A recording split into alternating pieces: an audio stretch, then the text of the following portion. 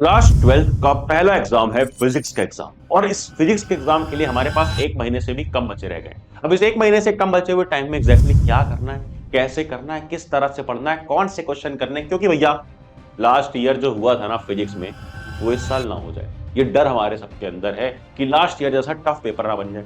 इस साल भी कॉम्पिटेंसी पेपर है, इस साल भी किस तरह से पेपर आएगा, किस तरह से वेटेज रहेगी, कौन सा चैप्टर पहले करें, कौन सा चैप्टर बाद में करें। ये एक ऑल इन वन वीडियो तुम सबके लिए। तो बिल्कुल जो भी स्ट्रेस तुम लेकर के बैठो, सारा स्ट्रेस अब भूल जाओ, बिकॉज यहां पर सब कुछ क्लैरिटी मिलने वाली है।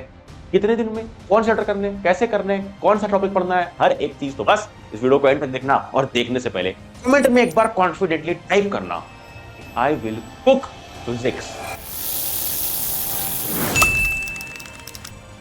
क्या हाल पढ़ले गैंग, अच्छे भैया is back and back for you all. तुम तो यार मेरी सीनियर्स गैंग हो, सीनियर्स हो, अब सीनियर हो, थोड़ा सीनियरिटी वाला दिमाग लगाओ, इमेच्योर दिमाग नहीं कि यहाँ पेपर लीक हो जाएगा, यहाँ इंपॉर्टेंट क्वेश्चन मिल जाएंगे, यहाँ ये हो जाएगा, वो हो जाएगा। दिमाग क्या लगाना है, क्या शातिरता दिखानी है कि सीबीएसई को ही एक्सपोज करना है। सीबीएसई के सिस्टम को ही समझ लेते हैं ना यार। क्या बोला, सबसे ज्यादा डर किस चीज का है, कॉम्पिटेंसी का। तो यही देख लो कि कॉम्पिटेंसी का डिजाइन कैसा होगा। 70 मार्क्स का तुम्हारा पेपर है, किस किस टाइपोलॉजी के क्वेश्चन कितनी वेटेज के हैं, रिमेंबरिंग एंड अंडरस्टैंडिंग वाले क्वेश्चन, यानी जो सिंपल क्वेश्चन है, बेसिक क्वेश्चन। मैं नहीं बोल रहा हूं, यहाँ देखो, यहाँ लिखा है exhibit memory of previously learned material by recalling fact term basic concept and answer। यानी बिल्कुल बेसिक बेसिक पुद्दी पुद्दी क्वेश्चंस जो तुमने अगर चैप्टर पढ़ा है, किसी का वन शॉट देखा है, किसी का लेक्चर देखा है, तो भी कर लोगे। ये कितने परसेंट है, 38, यानी 27 मार्क्स के। पास तो तुम हो जाओगे, इसकी चिंता मत करना।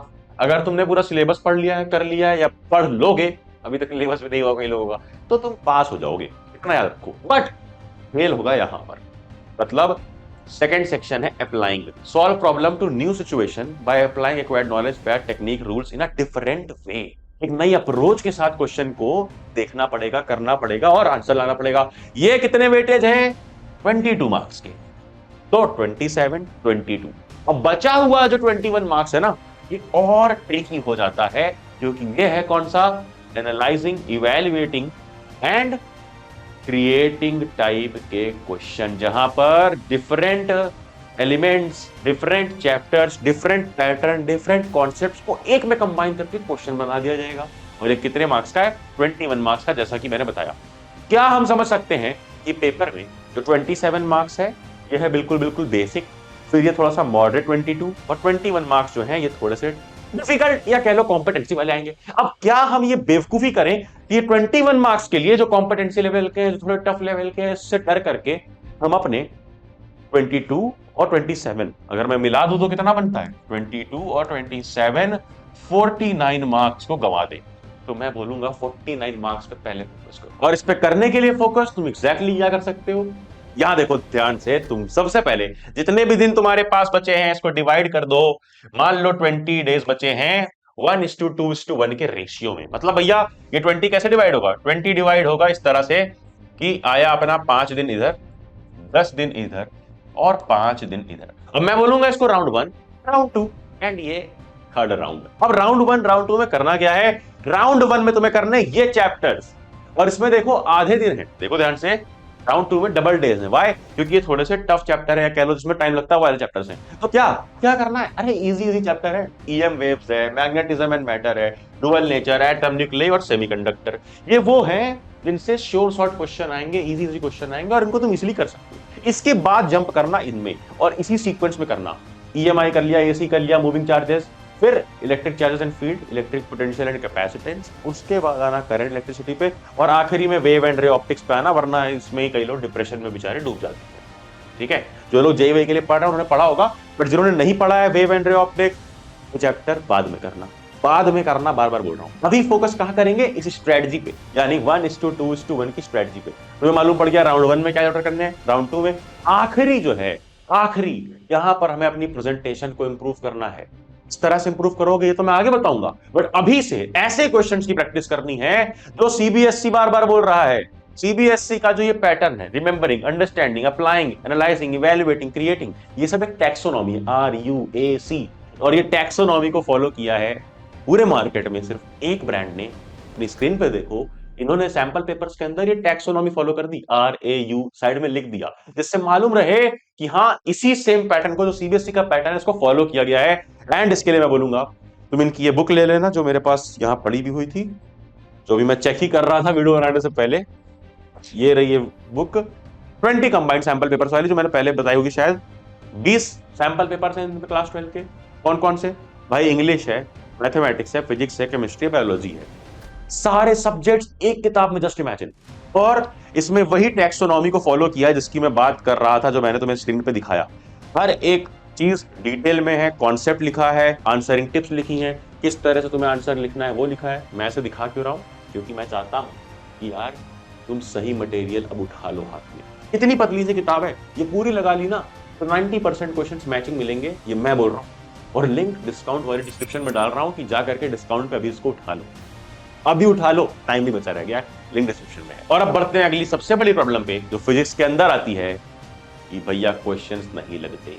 ये प्रॉब्लम सबको आती है कि क्वेश्चंस नहीं लगते, और उसमें मैं हमेशा बोलता आया हूं जूनियर क्लासेस से कि भाई लैडर ना धीरे धीरे धीरे धीरे स्टेप बाय स्टेप चढ़नी होती है। मतलब पहले वीडियोस देख लो, अगर जिस टॉपिक के क्वेश्चन नहीं लगते, मान लो अल्टरनेटिंग करंट के क्वेश्चन नहीं लग रहे हैं, तो वहां पर यूट्यूब पे जाओ, टाइप करो AC इंपॉर्टेंट क्वेश्चंस। उसमें करना क्या, इंपॉर्टेंट क्वेश्चन में ढूंढने लग जाओ कि हाँ लिख लेता हूं।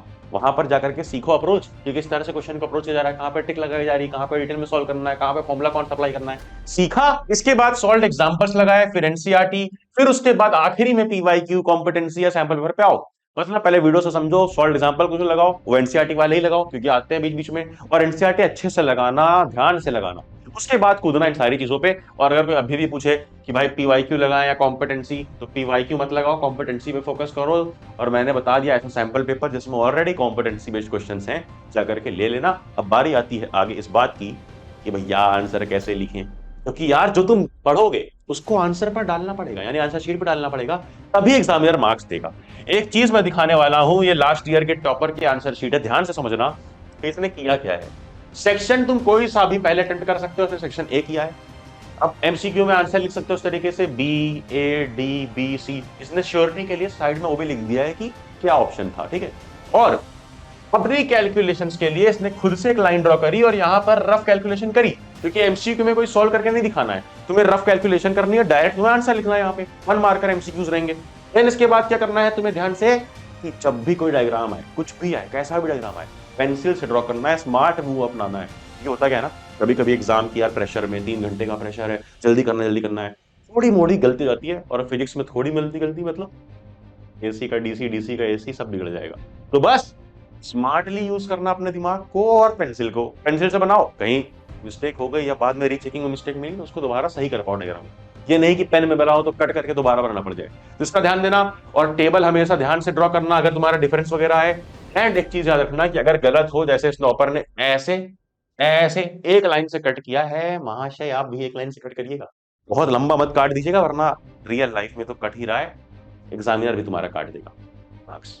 मत करना है गलती। और अगर ध्यान दोगे, इस आंसर शीट को देखोगे, तो तुम्हें हर जगह मिलेगा पेंसिल से लिखा गया है, और कोई बहुत अच्छी हैंड राइटिंग नहीं है, बट क्लीन लिखा गया है, जिससे मालूम पड़ रहा है कि कहां पर क्या है। एंड अब याद रखना कि it's not over until I win, until you win. ये चीज कमेंट में टाइप करना, रीअफर्मेशन आएंगी कि हाँ मैं कर सकता हूँ। पेपर यार कैसा भी है वो हमारे हाथ में नहीं है, बट पेपर का स्ट्रक्चर हमने समझ लिया, कहां से क्वेश्चन करने हैं, कौन सी किताब करनी है, क्या करना है, सब समझ लिया, कैसे लिखना है ये समझ लिया। अब हम फिजिक्स में कॉन्फिडेंटली बैठ सकते हैं जाकर। अब तुम जब एग्जाम हॉल में बैठोगे, जो मैंने बताई वो सॉल्व करोगे, तो लगेगा ना कि ये क्वेश्चन तो मैं पहले ही कर चुका हूँ यार। बहुत एक्सपीरियंस है वो सवाल वाले, इन्होंने सोच समझ करके किताब बनाई है, सोच समझ करके क्वेश्चन डाले हैं। तो बस अगर अब तक नहीं लिया, डिस्काउंट की लिंक डिस्क्रिप्शन में जाओ, लो। एंड मिलते हैं अगले वीडियो में, तब तक नोटिफिकेशन दबा देना, क्या आने वाले वीडियोस मिस ना हो, टेलीग्राम ज्वाइन कर लेना, फ्री मटेरियल जाना, चले।